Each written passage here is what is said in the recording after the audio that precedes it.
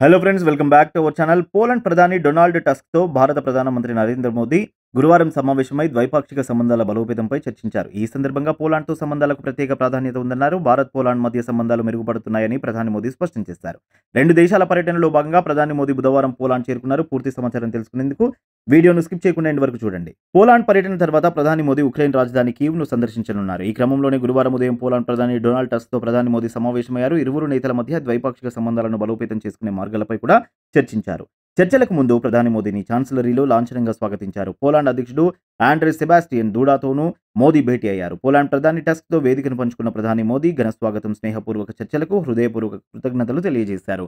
45 ఏళ్ల తర్వాత భారత ప్రధాని ఈ పర్యటన చేశారు. భారత్, పోలాండ్ మధ్య సంబంధాలు ఇప్పుడు మెరుగుపడుతున్నాయి. ఈ ఏడాది రెండు దేశాల మధ్య దౌత్య సంబంధాల 70వ వార్షికోత్సవాన్ని జరుపుకుంటున్నామని ప్రధాని మోదీ గుర్తు చేశారు. ఈ సందర్భంగా సంబంధాలను వ్యూహాత్మక భాగస్వామ్యంగా మార్చుకోవాలని నిర్ణయించుకున్నారు. ఉక్రెయిన్ సంక్షోభం సమయంలో పోలాండ్ సహకారం గురించి ప్రస్తావిస్తూ 2022 సంవత్సరంలో ఉక్రెయిన్ సంక్షోభం సమయంలో అక్కడ చిక్కుకుపోయిన భారతీయులను సురక్షితంగా తరలించడానికి పోలాండ్ చూపిన దాతృత్వాన్ని భారతదేశం ఎప్పటికీ మర్చిపోలేమని ప్రధాని మోదీ అన్నారు. ఫుడ్ ప్రాసెసింగ్ రంగంలో ప్రపంచంలోనే పోలాండ్ అగ్రగామిగా ఉందని తెలిపారు. Make in India, make for వరల్డ్‌లో చేరడానికి పోలిష్ కంపెనీలకు దరఖాస్తు చేస్తామని మోదీ తెలిపారు. పోలాండ్‌తో బలమైన సంబంధాలపై అంతర్జాతీయ వేదికపై కూడా భారతదేశం, పోలాండ్ సన్నిహిత సమన్వయంతో ముందుకు సాగుతున్నాయని ప్రధాని మోదీ అన్నారు. ప్రపంచ సవాళ్లను ఎదుర్కోవడానికి ఐక్యరాజ్య సమితి, ఇతర అంతర్జాతీయ సంస్థలలో సంస్కరణలు అవసరమని రెండు దేశాల ప్రధానులు అంగీకరించారు. ప్రపంచంలోని అనేక ప్రాంతాలలో కొనసాగుతున్న సంఘర్షణ గురించి ప్రధాని మోదీ ప్రస్తావించారు.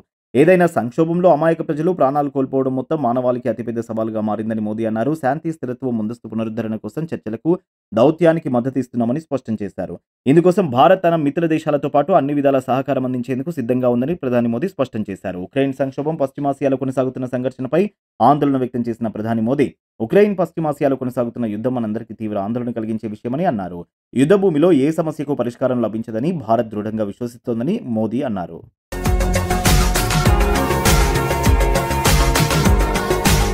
మరిన్ని అప్డేట్స్ కోసం మా ఛానల్ని సబ్స్క్రైబ్ చేయండి.